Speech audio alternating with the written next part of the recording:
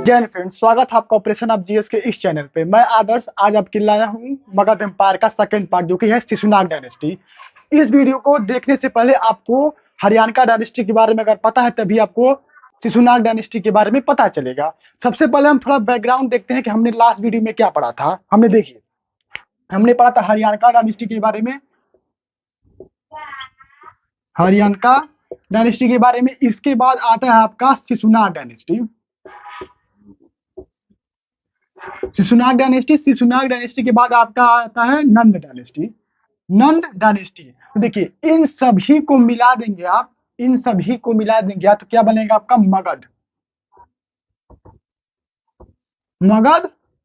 Empire बनेगा। इन सभी को मिला देंगे तो हमने देखा क्या, हरियाणा डायनेस्टी के लास्ट किंग का क्या नाम था। देखिए हरियाणा डायनेस्टी के जो लास्ट किंग था इसका नाम था नाग दशक। हरियाणा डायनेस्टी का लास्ट किंग का क्या नाम था, नाग दशक।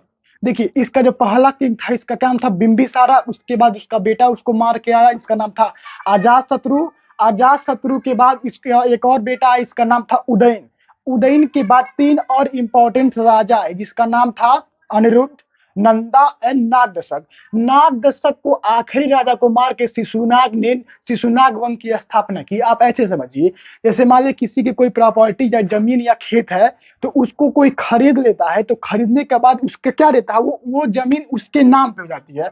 अगर मैं कोई प्रॉपर्टी ए है और कोई प्रॉपर्टी बी या इंसान है, इससे ये प्रॉपर्टी खरीदता है तो ये पूरी प्रॉपर्टी इसके नाम पे हो जाती है। वैसे ही जब हरियाणा डायनेस्टी के अंतिम राजा को मारने के बाद नंद जो कि था नागदशक, उसको मारा किसने, शिशुनाग ने मारा। तो शिशुनाग ने इसको मार के पूरे साम्राज्य को अपने अंडर में ले लिया। तो ये ऐसे शुरुआत हुई शिशुनाग डायनेस्टी की। अब देखते हैं शिशुनाग था कौन। शिशुनाग था इसी का सेनापति, नागदशक का ही सेनापति था शिशुनाग। हुआ क्या, इसने इसको मारा, अपने ही राजा को उसने मारा जो कि ये उसी का सेनापति था। इसको मारने के बाद ये अपने पूरे साम्राज्य को इसको हथिया लिया। राजा राजा मानते थोड़ी ना है, हम हिस्ट्री पढ़ रहे हैं। हिस्ट्री क्या है, कहानियों का संगम। आपको जैसे बचपन में आपके नाना नानी, आपके दादा, घर के बुजुर्ग जो आपको कहानियां सुनाते थे, एक राजा थी एक रानी थी, उसके इतने बच्चे थे, तो हम भी तो वही पढ़ रहे हैं। हिस्ट्री कोई बहुत ही डिफिकल्ट सब्जेक्ट नहीं है, इसको कहानियों की तरफ पढ़े और एक कड़ी दूसरे कड़ी से बिल्कुल जुड़ी हुई है। जैसे देखिए, अगर आपने हरियाणा डायनेस्टी नहीं पढ़ा कौन कौन से किंग है, तो हरियाणा डायनेस्टी के ही लास्ट किंग नागदशक को मार के शिशुनाग वंश की स्थापना हुई। अब शिशुनाग वंश के लास्ट किंग को मार के महापद्मनंदा, जो नंद डायनेस्टी का फाउंडर माना जाता है, जिसका बेटा धनानंद था, इसी ने महापद्मनंदा ने इसके लास्ट किंग को मार के अपने नए साम्राज्य की स्थापना करेगा। तो ऐसे ही देखिए हरियाणा डायनेस्टी शिशुनाग डायनेस्टी से डिपेंडेंट है, शिशुनाग डायनेस्टी नंद डायनेस्टी डिपेंडेंट है। और देखिए नंद डायनेस्टी जो धनानंद रहेगा इसका लास्ट किंग, उसको चंद्रगुप्त मौर्य मार के नए वंश की स्थापना करे जो कहेंगे मौर्य डायनेस्टी, इसको कहेंगे मौर्य डायनेस्टी। तो देखिए हरियाणा डायनेस्टी, शिशुनाग डायनेस्टी, नंद डायनेस्टी, उसके बाद मौर्य डायनेस्टी एक दूसरे से कैसे इंटरडिपेंडेंट है। तो अगर आप बीच में एक चीज को छोड़ देंगे तो आपको देखिए दूसरी चीज रखनी पड़ेगी। जैसे अगर आप मूवी देखते हैं तो मूवी को अगर बीच में आप चले आएंगे मूवी देखने तो आपको पहले की कड़ी नहीं समझ में आएगी। तो सबसे बढ़िया ये है कि वीडियो का लिंक डिस्क्रिप्शन में है, आप जाके सबसे पहले हरियाणा डायनेस्टी के बारे में देखिए। बहुत ही अच्छे तरीके से उसमें समझाया गया हरियाणा डायनेस्टी कैसी थी, कौन कौन से इंपॉर्टेंट किंग थे, उन्होंने अपनी कैपिटल्स के लिए क्या किया, अपनी गवर्नमेंट के रखने के लिए अपने प्रजाओं के लिए क्या किया, उनमें कौन कौन से इंपॉर्टेंट राजा ने अपने लोगों के लिए क्या किया, को क्या अच्छे काम किए क्या बुरे काम किए, उसको हम हरियाणा डायनेस्टी में ऑलरेडी डिस्कस कर चुके हैं। और इन तीनों को मिला देंगे तो मगध डायनेस्टी की स्थापना होगी। तो ये था हमारा ये एक आउटलुक हरियाणा डायनेस्टी के बारे में। जो शिशुनाग था इसी का सेनापति था, इसने अपने राजा को मार के नए वंश की स्थापना की, तो ये बन गया आपका शिशुनाग डायनेस्टी। शिशुनाग अपने लास्ट किंग को मरेगा, उसके बाद उसके नंद वंश की स्थापना हो जाएगी। तो ऐसे था शिशुनाग वंश की शुरुआत हुई, जो कि हमने लास्ट वीडियो में पढ़ा। ये था हमारा एक आउटलेट। इसके बाद हम इसके पूरे ब्रीफ में देखेंगे कौन कौन से इंपॉर्टेंट किंग थे, कौन कौन से लड़के हैं, इन्होंने क्या अपनी प्रजा के लिए किया और इनका अंत कैसे हुआ, और इसके बाद नए वंश की स्थापना होगी जिसका नाम है नन डायनेस्टी, उसके बाद होगा आपका चंद्रगुप्त मौर्य। इससे पहले हम बुद्धिज्म जैनिज्म के बारे में थोड़ा देखेंगे। तो ये था हमारा आउटलुक, पुराने एक समराइज करके आपके लिए कि कैसे बैकग्राउंड में चला। इसके बाद हम देखेंगे शिशुनाग वंश की स्थापना में। तो देखिए जाहिर सी बात है, शिशुनाग ने अपने किंग को मारा, तो जाहिर सी बात है ये अपने डायनेस्टी का नाम अपने नाम पे रखेगा। तब तक बने रहिए हमारे वीडियो में। अब हम पढ़ेंगे शिशुनाग डायनेस्टी के बारे में। मगध एम्पायर ये पूरे कंबाइन हमने पढ़ लिया। और अगर आपको वीडियो अच्छा लगा हो तो वीडियो को लाइक कीजिए, चैनल को सब्सक्राइब कीजिए। और चलिए हम इसके आगे देखते हैं कि कौन कौन से इंपॉर्टेंट किंग आएंगे। अब हम एक्चुअल शिशुनाग डायनेस्टी के बारे में देखते हैं। देखिए शिशुनाग ने, ये शिशुनाग डायनेस्टी है। देखिए शिशुनाग इसका पहला राजा कैसे बना। देखिए इसने नाग दशक को मार के, जो इसका राजा था ये क्या था, उसका सेनापति था। तो उसने हरियाणा डायनेस्टी के लास्ट राजा नाग दशक को मार के और उसने नई डायनेस्टी की स्थापना, जिसका नाम पड़ा शिशुनाग डायनेस्टी।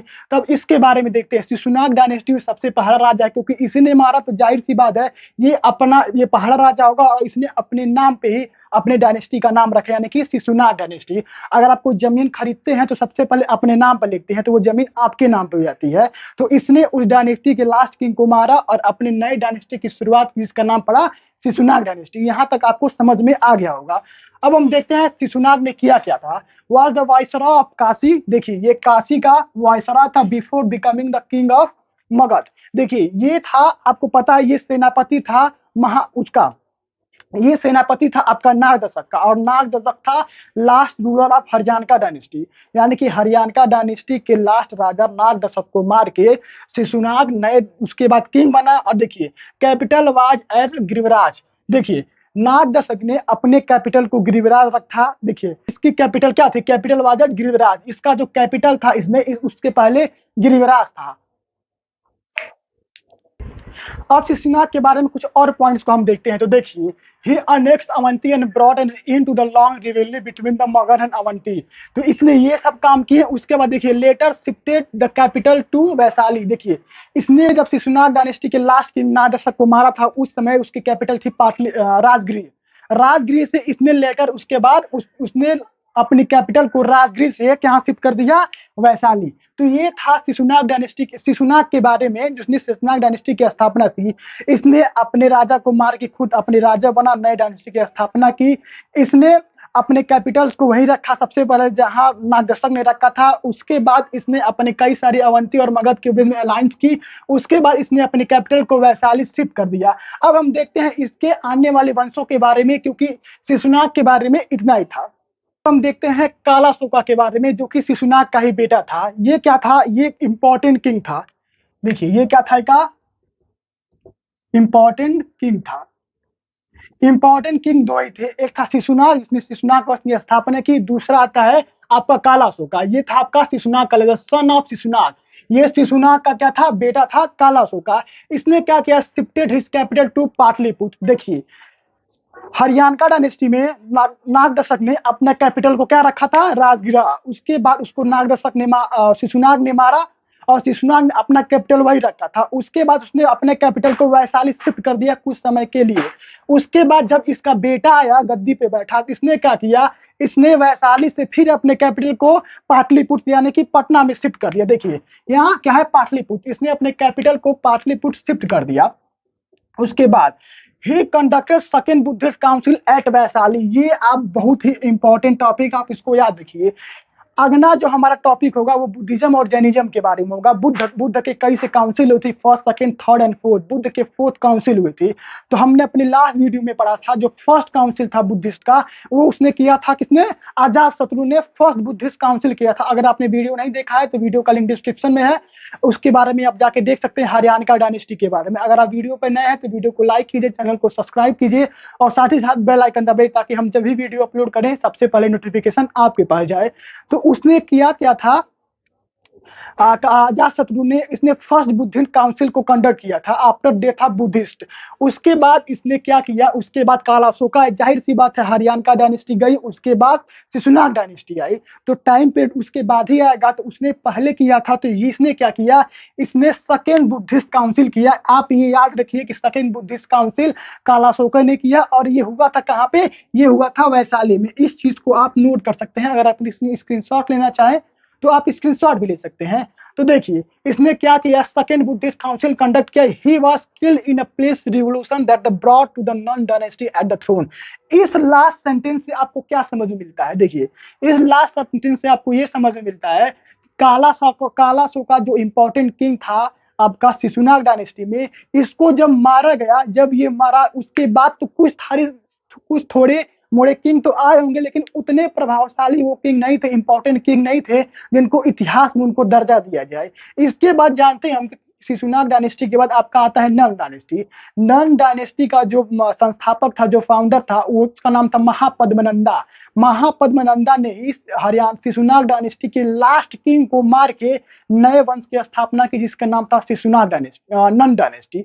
तो देखिए इसकी मरने के कारण हुआ क्या, काला शोका के मरने के कारण ये हुआ कि ये तो मर गया, लेकिन इसके बाद जो छोटे मोटे राजा आए तो उनसे नन डायनेस्टी के जो महापद्मनंदा था उनको मार के वो कैप्चर कर लिया। अगर ऐसा शासक और कुछ समय के लिए होता, यानी कि इसके मरने के बाद इसके आने वाली पुश्तियों में कोई और ऐसा महान शासक होता, तो शायद शिशुनाग डायनेस्टी और लंबे समय तक चलती, और जो नन डायनेस्टी है वो मे भी आता या नहीं आता, क्योंकि हो सकता था कि उसको कंट्रोल करने के लिए कोई ऐसा पावरफुल राजा आता शिशुनाग डायनेस्टी में, जो उसको पूरे पावर को कैप्चर करके अपने राज्य को सुदृढ़ और संपन्न बनाए रखता। तो इसके मरने के बाद यही हुआ कि नन डायनेस्टी को थोड़ा मोड़ा उसका इज्जत मिल गई और वो अपने काम में आगे बढ़ चुका कि एक महान राजा तो मर चुका है। देखिए किसी भी डायनेस्टी, किसी भी साम्राज्य को स्थापना करने के लिए उसके पीछे बहुत सारे सालों की मेहनत रहती है, प्लानिंग रहती है, किसको कैसे मारा जाए, किसको कितने पिछड़ किया जाए, किसको एक दूसरे के प्रति भड़काया जाए। तो ये नहीं है कि इसके मरने के बाद तुरंत आपका नन डायनेस्टी स्टार्ट हो गया। नन डायनेस्टी स्टार्ट होने के पहले कई सालों तक उसके महाराजा जो थे महापद्मनंदा, वो कई सालों तक प्लानिंग कर रहे होंगे कि ये खत्म हो, उसके बाद छोटे मोटे और किंग आए, उनको भड़काया जाए, उनको भड़कान कूद के आपस में लड़वाया जाए और उसके बाद उसको कैप्चर कर लिया जाए। तो हमने क्या देखा, हमने देखा सबसे पहले आपका शिशुनाग आया, उसके बाद आपका काला सूख आया। ये दो इंपॉर्टेंट किंग हैं आपका शिशुनाग डायनेस्टी में, और जो छोटे मोटे और किंग है इसका इतिहास में कोई जिक्र नहीं है, इतिहास के बारे में इसको बताया नहीं गया, क्योंकि हम जानते हैं इतिहास के बारे में उन्हीं के बारे में बताया जाता है जो बहुत ही इंपॉर्टेंट काम किए या किसी विशेष पद पे बैठ के उस स्थिति को ना फुलफिल कर पाए जिसमें उनको कर सकते थे। तो ये था आपका हरियाणा डायनेस्टी के बारे में हमने पढ़ लिया था, ये आपका शिशुनाग डायनेस्टी। अब हम पढ़ेंगे नन डायनेस्टी के बारे में और बैकग्राउंड ऑफ मौर्य एम्पायर के बारे में, जो हमारी आने वाली वीडियो होगी। उसके बाद हम पढ़ेंगे बुद्धिज्म और जैनिज्म के, बुद्ध की स्थापना कैसे हुई, बुद्धिज्म सिद्धार्थ कैसे बुद्ध बन गए, कौन कौन सी काउंसिल हुई, उनको कौन कौन से धर्म के प्रचार प्रसार में के, कौन कौन से अहिंसा के पाठ पढ़ाए, कहाँ कहाँ उनको ज्ञान मिला, कौन कौन से राजा ने उनको समझा। क्योंकि देखिए मौर्य एम्पायर जो चंद्रगुप्त मौर्य की स्थापना करेंगे, चाणक्य और चंद्रगुप्त मौर्य मिलके, उन्होंने अपनी मौत सल्ले खाना प्रथा जैनिज्म और बुद्धिज्म से मिलकर की होगी। तो जब तक हम बुद्धिज्म और जैनिज्म के बारे में नहीं पढ़ेंगे तो उन प्रथाओं के बारे में, जैसे शायदवाद हो गया, सल्ले खाना हो गया, एक प्रथा है बुद्धिज्म और जैनिज्म में जिसको हम समझ नहीं पाएंगे आने वाली क्लासेस में। तो उससे पहले हमको बुद्धिज्म और जैनिज्म पढ़ना होगा। तो ये था हमारा शिशुनाग डायनेस्टी के बारे में, और एक बचा है नन डायनेस्टी के बारे में, वो थोड़ा सा पार्ट है। देखिए एक आएगा महापद्मनंदा, उसके बाद आएगा धनानंद। धनानंद को मार के चंद्रगुप्त मौर्य नए वंश की स्थापना करेंगे, मौर्य एम्पायर। दो हम आने वाली वीडियो में उसके बारे में पढ़ेंगे। तब तक बने रहिए हमारे साथ। अगर आप वीडियो पे नए हैं तो वीडियो को प्लीज लाइक कीजिए, चैनल को सब्सक्राइब कीजिए और साथ ही साथ बेल आइकन दबाइए। अगर आप कुछ पूछना चाहते हैं आप कमेंट बॉक्स में कमेंट कर सकते हैं, मैं उसका आंसर जरूर दूंगा। आपको वीडियो कैसा लगा आप ये भी कमेंट बॉक्स में जरूर बताइए, और वीडियो को लाइक कीजिए और आप वीडियो को शेयर भी कर सकते हैं। तब तक बने रहिए हमारे साथ। जय हिंद।